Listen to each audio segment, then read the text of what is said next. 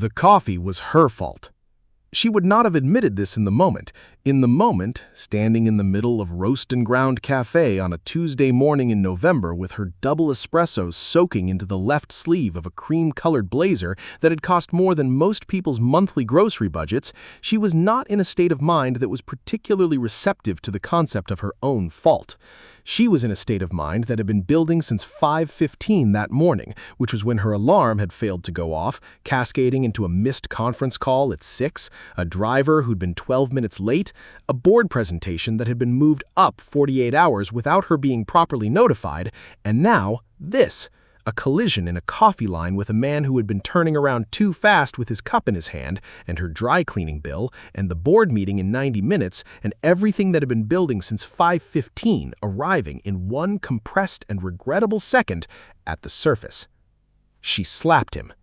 Not hard, she would tell herself this afterward, and it was true in a technical sense, a reflex more than a strike, the kind of motion that happens when a body has been at maximum tension for long enough that any additional input produces an output it cannot fully control. But not soft either. There was a sound, the kind of sound that silences a room. The room silenced. Marcus Webb, 37 years old, single father to one 8-year-old daughter named Cora, 3 years out of the Army, currently on his way to a job interview that was scheduled for 9:30 and for which he had been, until approximately 4 seconds ago, cautiously optimistic, stood with the print of her hand on his left cheek and looked at the woman who had just put it there. She was tall, dark-suited, expensive in the specific way of someone who had been expensive for long enough that the expense was no longer something she thought about. She had the look of a person interrupted mid-fury, her hand still extended slightly from the motion, her eyes wide with something that might have been as much surprise at herself as at him, though the surprise, if it was there, was being rapidly processed and covered over by the armor of someone who had long since learned to meet the world's expectations by never appearing to need a moment to collect herself. "Watch where you're going," she said. Her voice was controlled, clipped, the voice of someone who had decided in the half-second available for the decision that offense was the correct defensive position. Marcus said nothing. He did not say nothing because he had nothing to say. He said nothing because 11 years in the Army, 3 overseas, 2 in conditions that had permanently recalibrated what qualified as a situation worth escalating, had given him a specific kind of patience with moments like this. Not the patience of someone who didn't feel it, the patience of someone who had learned through sustained practice in environments where losing the patience could cost everything, to feel it completely and not act on it until the feeling had been assessed and a decision had been made about whether acting was the right response. He assessed the situation. He looked at the woman. He looked at the room, which was frozen in the specific tableau of a public scene that everyone present was simultaneously horrified by and unable to look away from. He looked at the coffee on the floor between them, which was, objectively, distributed in a pattern consistent with 2 people making contact at the same moment, rather than one person's carelessness. He picked up his cup, mostly empty now, but not entirely, from where it had landed without breaking. "Ma'am," he said, with a deliberateness that was itself a kind of statement, "I think that went both ways." He was not referring only to the coffee. He took a step back. He turned towards the counter to ask for a replacement cup. He was going to make his 9:30. He was going to make it because Cora's school tuition renewal was in 6 weeks, and he had been freelancing long enough that the steady income of a full-time position was not a luxury, but a necessity, and a slap in a coffee line from a woman in a cream blazer was not going to be the thing that derailed that. He had survived considerably more. Her name was Victoria Hale. 44 years old, founder and CEO of Hale Strategic Partners, a management consulting firm with 340 employees across 5 offices, a client list that read like a compilation of every significant private equity transaction in the Southeast over the past decade, and a public profile that was, if you paid attention to the right publications, formidable enough that the question of her appearing in a viral café incident had implications that extended beyond dry cleaning. She did not think about this in the moment. She thought about it approximately 90 seconds later, when the initial wave of the morning's accumulated stress had receded just far enough for the part of her brain that managed consequences to re-engage, and she looked around the cafe at 12 people who were all holding phones and pretending they weren't, and understood, with a CEO's practiced speed at calculating exposure, that what had just happened was not going to stay in this room. She looked for her bodyguard. Marcus Lee had been Victoria Hale's head of personal security for 6 years. He was 41, former Secret Service, the kind of professional whose entire bearing communicated competence without communicating threat, which was the specific combination she hired him for, because she moved through environments that required discretion, and Marcus Lee was the most discreet person she had ever employed. He had, in 6 years, been in approximately 4,000 situations that required judgment, and in 4,000 situations he exercised judgment so consistently well that Victoria had, at some point in the last 2 or 3 years, stopped thinking of him as someone making active decisions and started thinking of him as a feature of her environment, like good lighting or a reliable elevator, present and functional and not requiring her attention. She looked for him now, because she needed him to do what he always did, manage the room, manage the optics, move her smoothly towards the exit and towards the car and towards the next thing on a schedule that could not absorb much more disruption. Marcus Lee was not moving towards the exit. Marcus Lee was standing 6 feet from the man she had slapped, and he was looking at the man's face with an expression that Victoria Hale had never, in 6 years of daily proximity to this person, seen on him before. She had seen him professionally focused. She had seen him alert, assessing, calm under pressure in ways that had on 3 separate occasions impressed her deeply. She had seen him briefly, once at a company holiday event, slightly more relaxed than usual, which was the closest she had observed him come to anything like off-duty. She had never seen him look like this. The expression on Marcus Lee's face was not a professional expression. It was not the expression of a bodyguard in a difficult situation managing his response.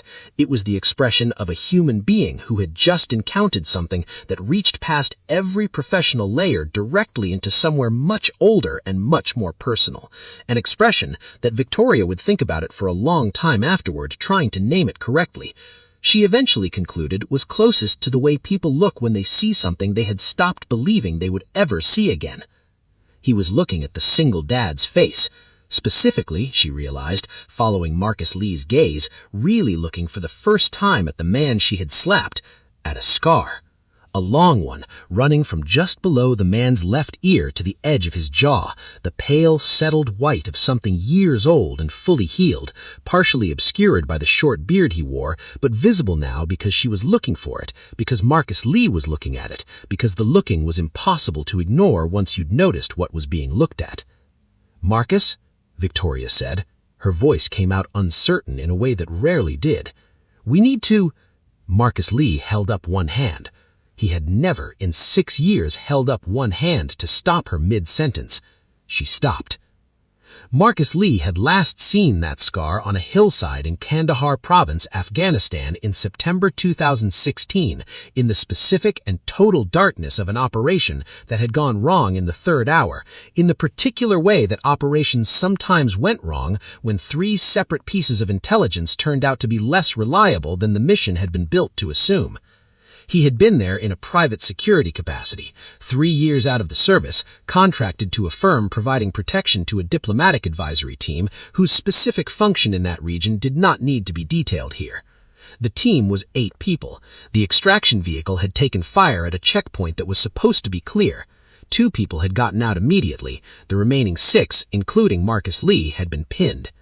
He had known in the 11 minutes that followed that the math of the situation was not good. Not catastrophic, he had been in worse, but not good. The cover was partial. The distance to the secondary extraction point was 400 meters through open ground.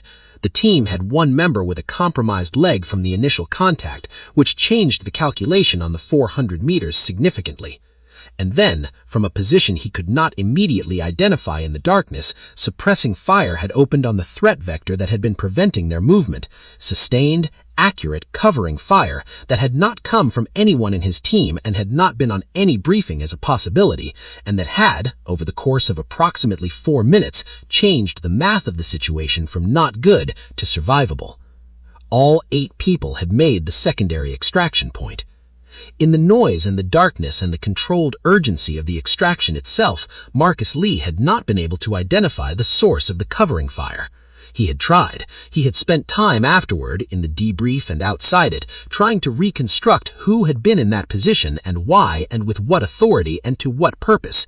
The answers he had gotten were incomplete, the way answers in those environments are often incomplete, partial truths built around classified layers he didn't have access to. What he had been told eventually by someone who was in a position to know some of it was that the covering fire had come from an Army Ranger unit that had been in the area on a separate operation and had, on the initiative of one specific member of that unit, deviated from their return route to respond to the sounds of the contact. On the initiative of one specific member. Not an order, not a directive, one person's decision made in darkness on a hillside to stay and cover 8 people he didn't know and had no obligation to, because the alternative was not doing it, and not doing it was apparently not something this specific person was willing to choose. Marcus Lee had never learned his name. He had spent 3 years intermittently trying and had reached dead ends each time, because the unit's records for that period were still classified at a level that his contacts couldn't get him past, and the one person he'd spoken to who had been close to knowing had been killed in an unrelated incident 14 months later. He had a scar, the person had told him, the one who stayed. Got it in the contact before he laid down the covering. Long one, left side of the jaw, hard to miss. Marcus Lee had been looking for 3 years at the left side of Stranger's jaws. He crossed the café in 4 steps, not toward Victoria, toward the man who had turned back to the counter, who was in the middle of asking the barista calmly and without apparent drama for a replacement cup, registered the approach with the peripheral awareness of someone trained to register approaches, and turned slightly to see who was coming.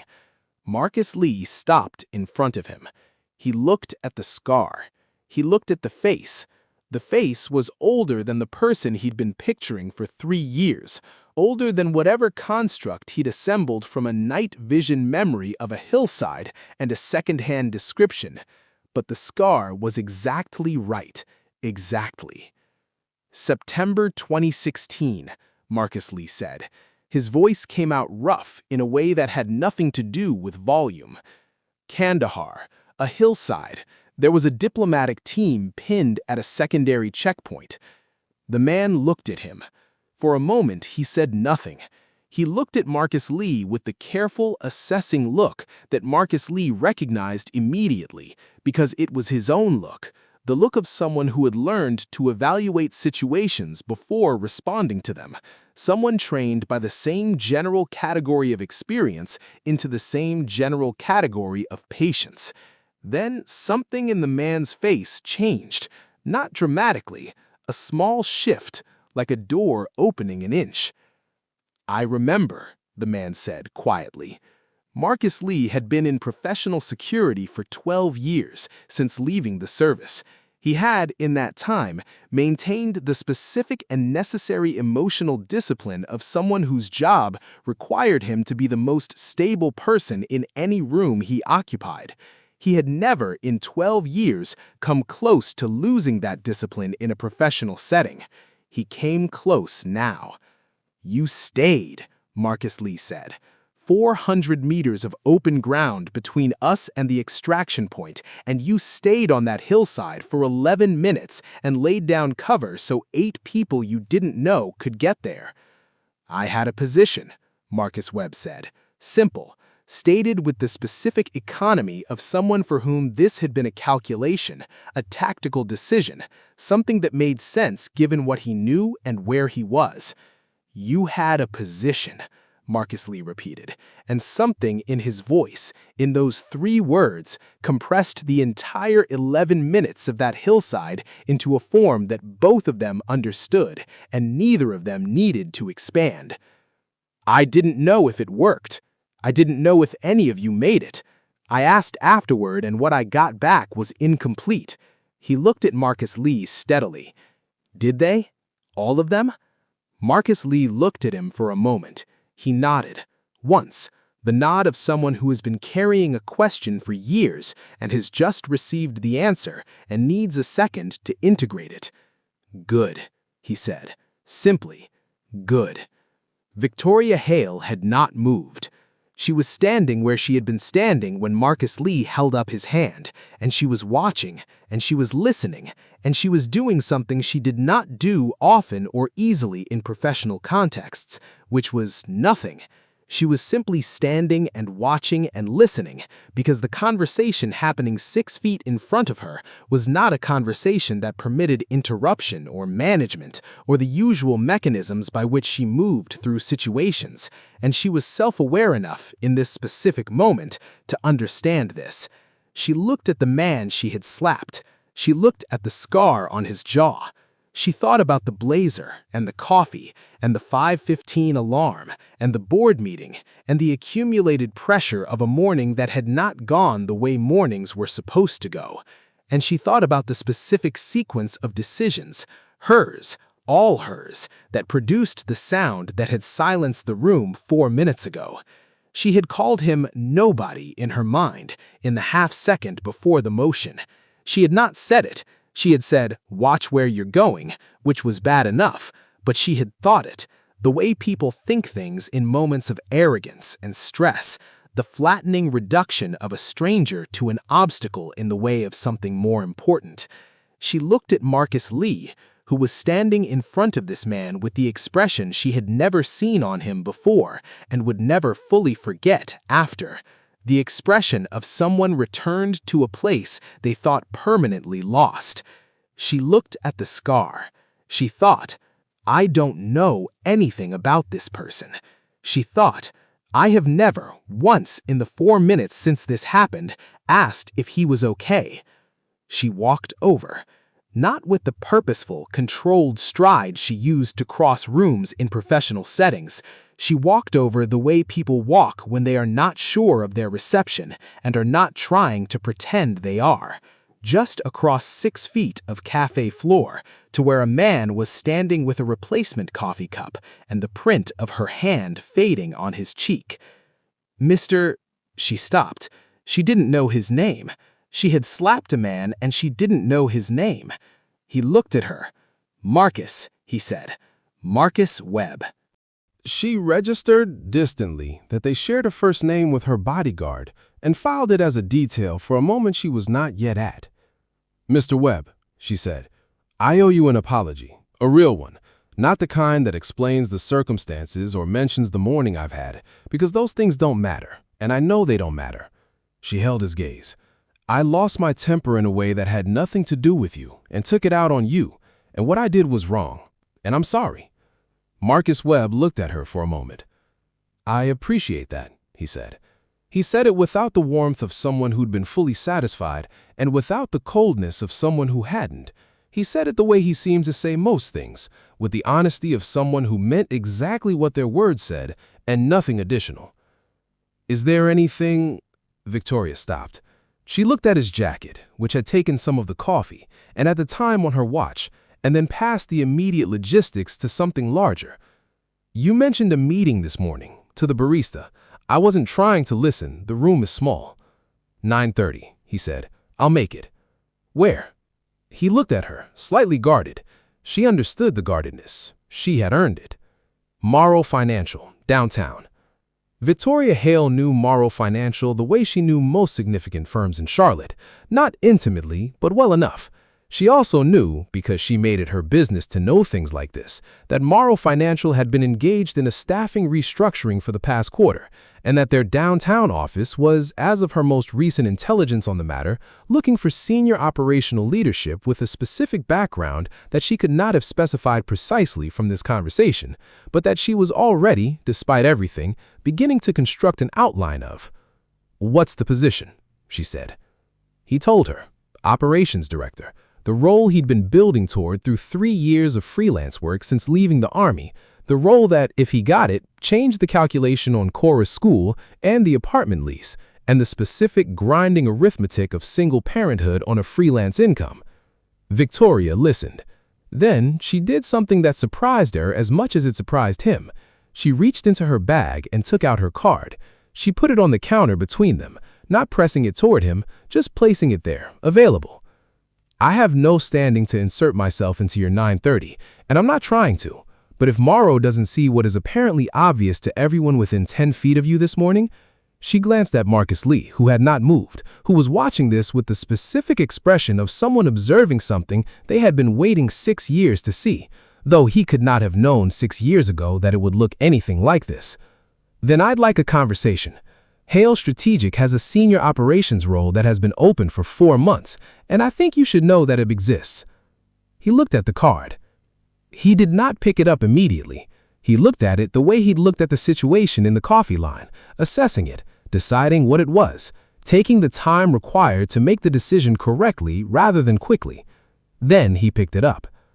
"Mr. Webb," Marcus Lee said from where he was standing. It was the first time he'd spoken since the exchange on the hillside, and the CEO and the single dad both looked at him. He looked at Marcus Webb with the expression that had been on his face since the moment he recognized the scar, not gone, not managed, still there, the full human weight of it. "I've been trying to find out if you made it for 3 years. Marcus Webb looked at him. "I made it," he said quietly. "I can see that," Marcus Lee said. "Cora, my daughter, 8 years old." He said it the way he said most important things, simply, as a statement of what mattered. Marcus Lee nodded, the nod of someone receiving information that answered a question he hadn't known he was still carrying. The board meeting happened. Victoria was 4 minutes late, which she had not been to a board meeting in 3 years, and which she managed without explanation, because some mornings required absorbing their consequences without narrating them. She gave the presentation. It went well the way things she prepared went, because preparation was the thing she controlled when circumstances were not. Afterward, alone in her office, she sat with her coffee, a third one from the office kitchen, drunk hot for the first time that morning, and thought about a café, and a sound, and a scar, and a man who had stayed on a hillside for 11 minutes for 8 people he didn't know, because not staying apparently was not a choice he was willing to make. She thought about how she'd reduced him in the half-second before everything changed to an obstacle. She thought about the card on the counter, and whether he'd call, and whether she had deserved the chance to find out. At 4:17 p.m., her assistant knocked and said there was a Marcus Webb on the line. She picked up before the second knock finished. Morrow Financial had offered him the position. He told her this first, directly, without making her ask, which she registered as its own kind of information about who she was dealing with. He said he was calling, despite having the offer, because the conversation that morning raised a question he thought he should answer honestly before it went unanswered. "What question?" Victoria said. "Whether the offer you mentioned this morning was genuine, or whether it was an apology wearing the clothes of a professional opportunity, because I have a daughter and I can't afford to step into something that's one dressed up as the other." Victoria was quiet for a moment. "It was both," she said, "because that's the honest answer. The apology was genuine and the opportunity is genuine, and I understand completely if the overlap makes it complicated. I'd want to know the same thing in your position." A pause on the line.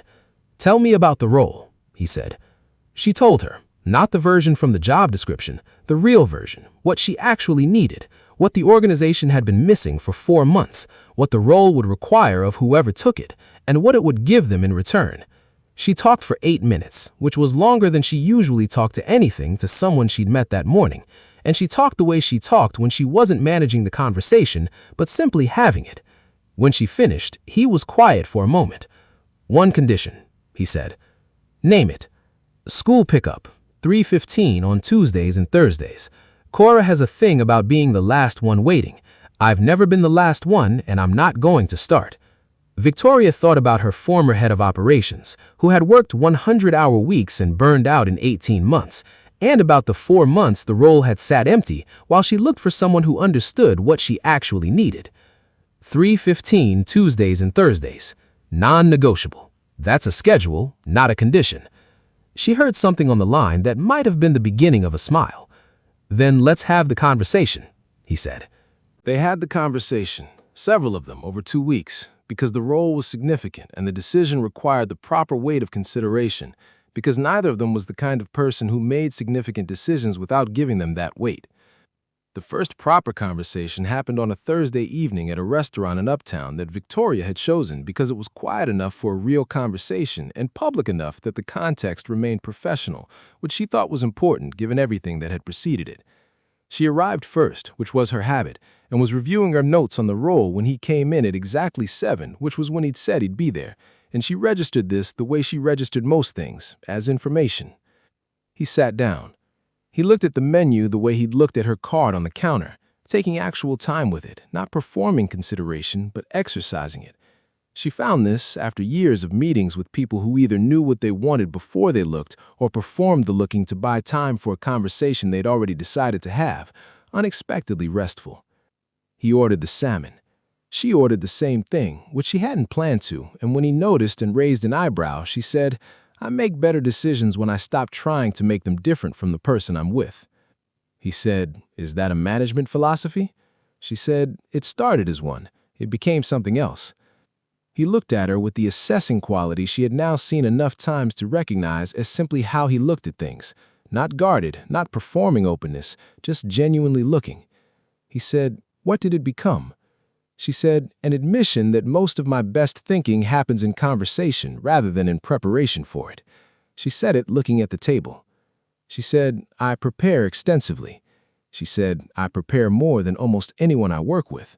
She said, "And then the conversation happens, and the preparation serves me, but the conversation takes me somewhere the preparation didn't anticipate."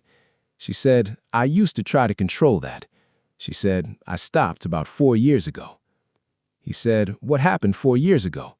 She said, "I made a decision that my preparation told me was right, and that the conversation I didn't have would have told me was wrong." She said, "It cost me a client relationship that had taken 7 years to build." She said, "I learned the lesson." She looked at him.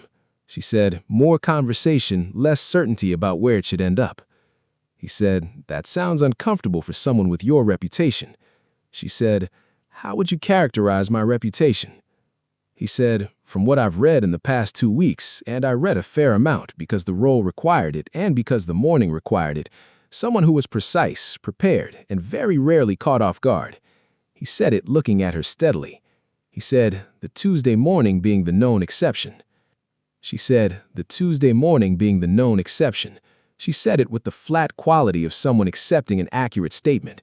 She said, "That's correct." He said, "Can I ask you something about Tuesday?"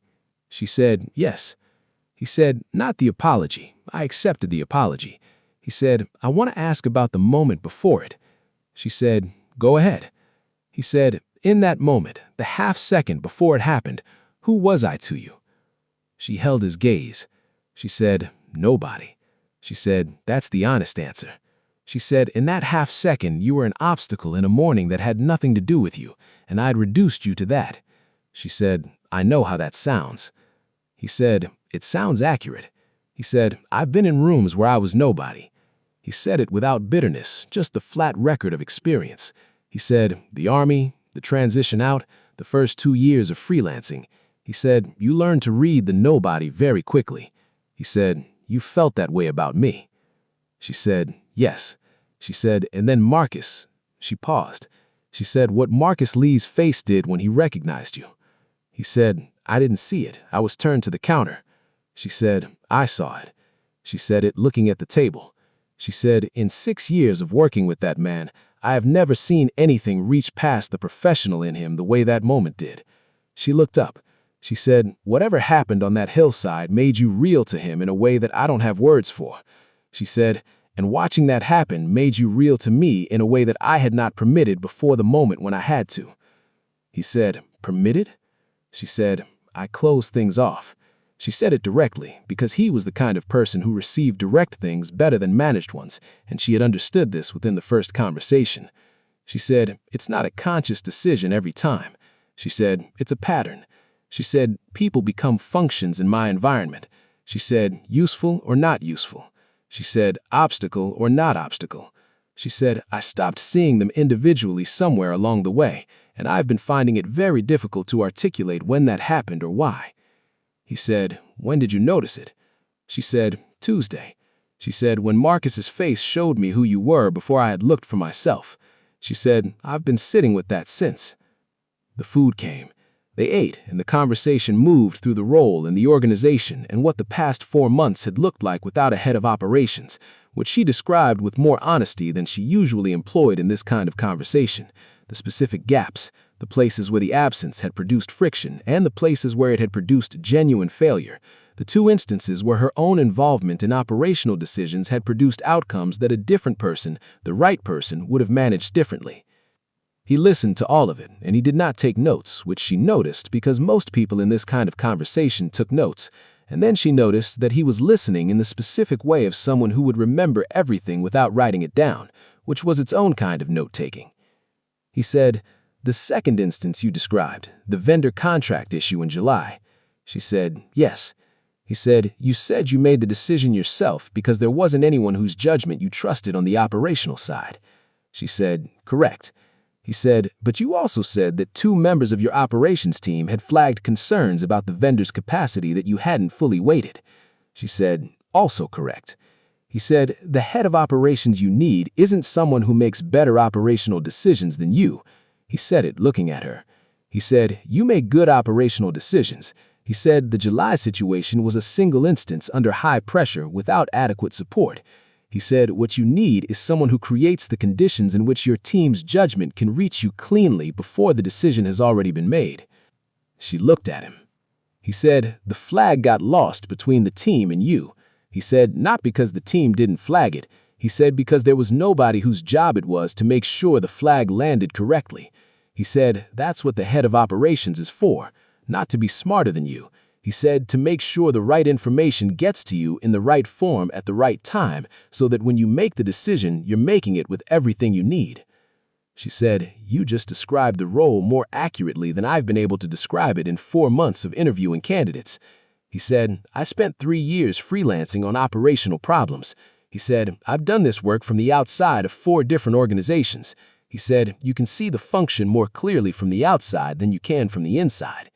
She said, "Is that why you wanted independent work?" He said, "I wanted independent work because of Cora."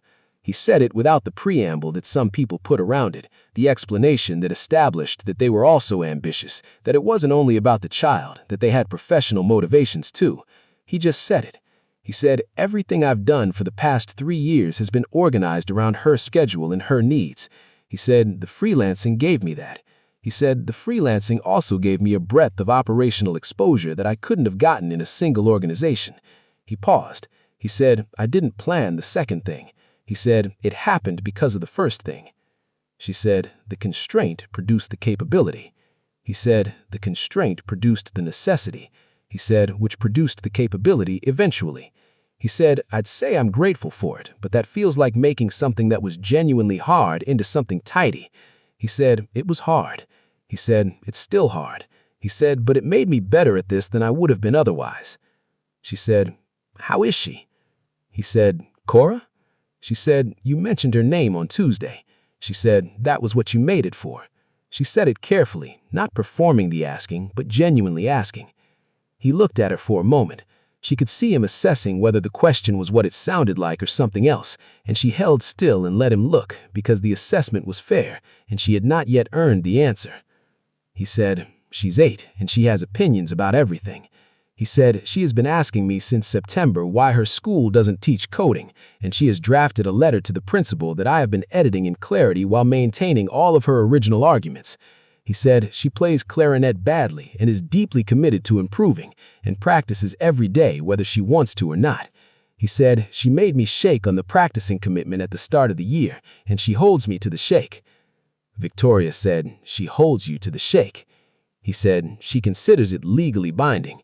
He said, "There was a period where she also considered it morally binding, which was a heavier thing, and then she decided that legally binding was sufficient and she didn't need the moral layer." He said, "She said the moral layer was redundant if I was a person of integrity, which she had decided I was." Victoria said, "She assessed your integrity and concluded it was adequate." He said, "She communicated that she was satisfied with the assessment." He said it with the expression she was learning to read as his version of amusement, which was understated and arrived through the eyes before it reached anything else. She said, "She sounds like someone who is going to be formidable." He said, "She already is." He said it the way he always said things about Cora, not with the soft performance of parental pride, but with the honest confidence of someone reporting an accurate fact about a person they knew well. The dinner ended at 9:30. They had been there for 2.5 hours, which Victoria noted because she had a policy about first professional dinners that had been established through a decade of bad first professional dinners, which was that they should end before the conversation became uncomfortable or extended past the natural conclusion. This one had not become uncomfortable and had no natural conclusion she could identify, which was itself a piece of information she filed. In the car on the way home, Marcus Lee drove and said nothing for 7 blocks, and then said, "How was it?" She said, "Educational." He said, "Educational." She said, "I've been in this business for 19 years. She looked at the window. She said, "I don't know when I became the kind of person who calls a man nobody in her own head." She said, "But I clearly did." She said, "He reminded me of it without trying to." Marcus Lee said, "He doesn't try to be things." He said it with the qualities she had been hearing in his voice since Tuesday when he talked about Marcus Webb, which was a quality she didn't have a precise name for, but that contained something like reverence without the performance reverence usually had. He said, "He just is what he is." She said, "I know." She said, "I could feel it across a table for 2.5 hours. She said, "It's a very specific kind of person." She said, "I don't work with many of them." Marcus Lee said, "You should work with more of them." She said, "I know." She looked at the window.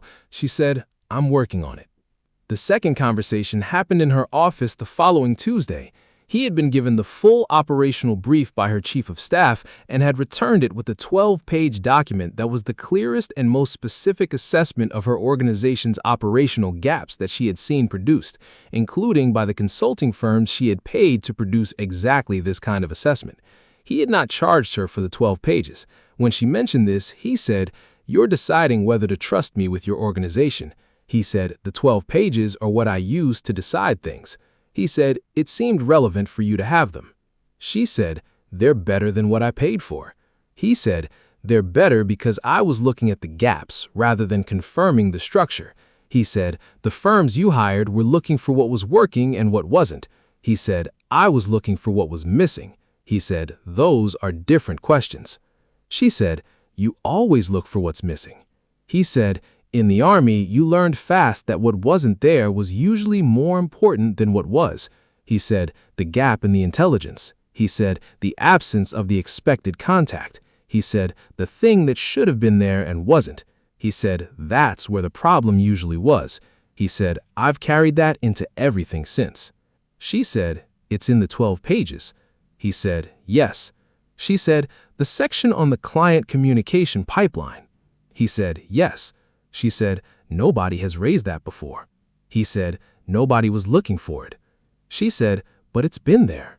He said, "It's been there since your 4th year, based on the client files I reviewed." He said, "The pipeline was built for a 15-client organization." He said, "You have 47 clients." He said, "The pipeline hasn't been restructured to account for the difference." He said, "The load is being carried by the relationship managers themselves rather than by a supporting structure." He said, "It's working because your people are very good." He said, "It won't keep working when your people are human." She said, "When they burn out." He said, "When they burn out." He said, "Which they will."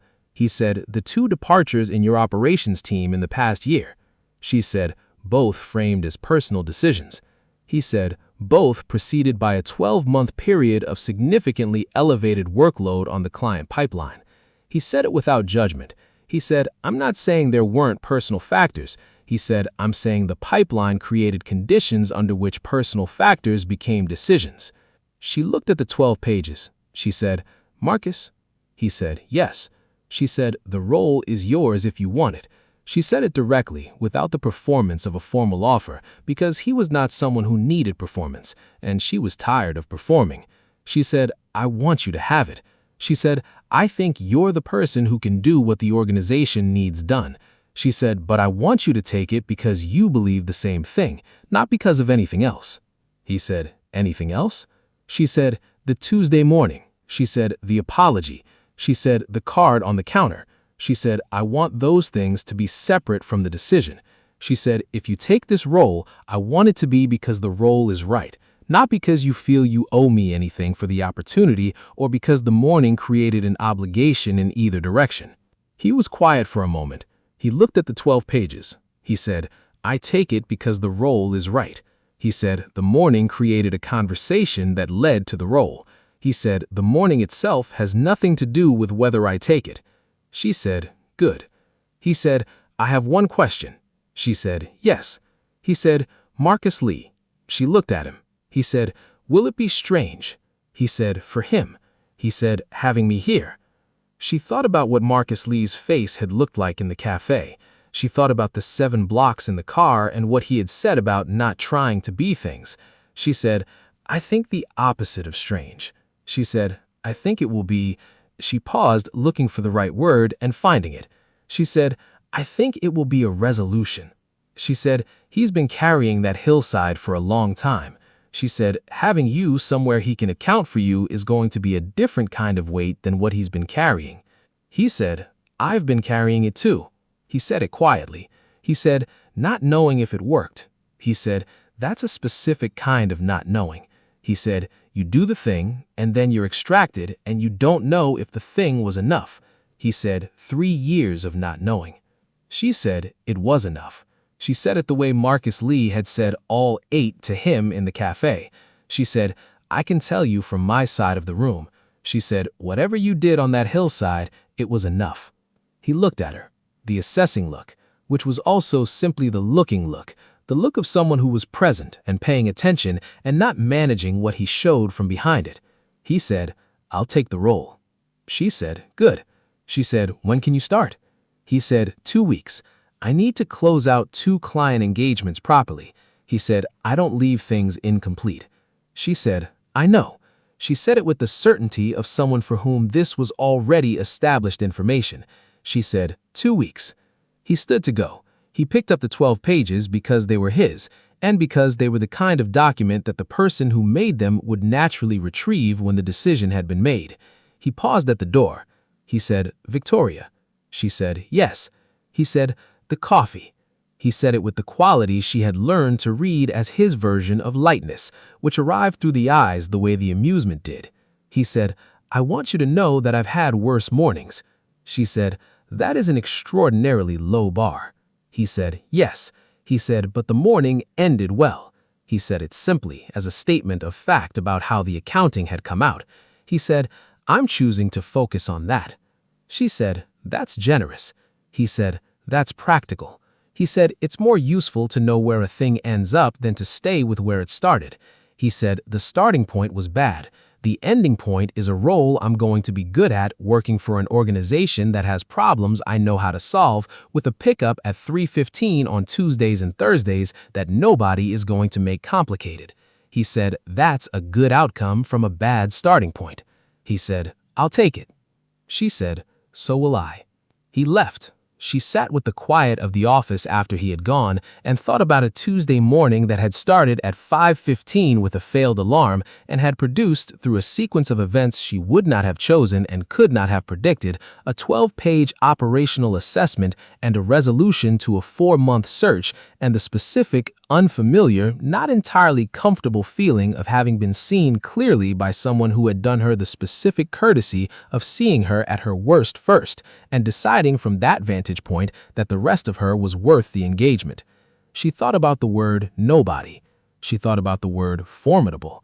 She thought about a hillside in Kandahar and 8 people and 11 minutes and a decision made in darkness by a man who apparently decided at some point in his life that not doing the thing was not something he was willing to choose, and how that decision had made its way through a chain of connections that no one could have designed to a cafe on a Tuesday morning in Charlotte, and a card placed on the counter without pressing it, a phone call at 4:17, a dinner and a 12-page document, and a conversation about a client pipeline and a pickup at 3:15. She thought about how much she had almost missed. She thought about the cream blazer, which had come back from the dry cleaner the previous Thursday with the coffee stain gone, and which she had worn once since and would, she suspected, never wear again without thinking about the sound that had silenced the room, and the expression on Marcus Lee's face, and the first time she had actually looked at the scar on the left side of a man's jaw and understood, slowly and then all at once, that she had not been the most important person in that café. She had not been the most important person in most rooms for most of her career, she suspected. She had simply been the loudest. That was going to be different now. She was going to work at making it different. She picked up her coffee, cold again because she had been thinking instead of drinking, and she drank it anyway because some things were still the thing they were regardless of temperature, and she had work to do, and Marcus Webb was coming back in 2 weeks, and the client pipeline was not going to restructure itself. She was looking forward to it. All of it. That was new. If this story found you today, share it with someone who needed to be reminded that you never know who was standing in front of you until you look. Subscribe for a brand new story every single week. We will see you next time.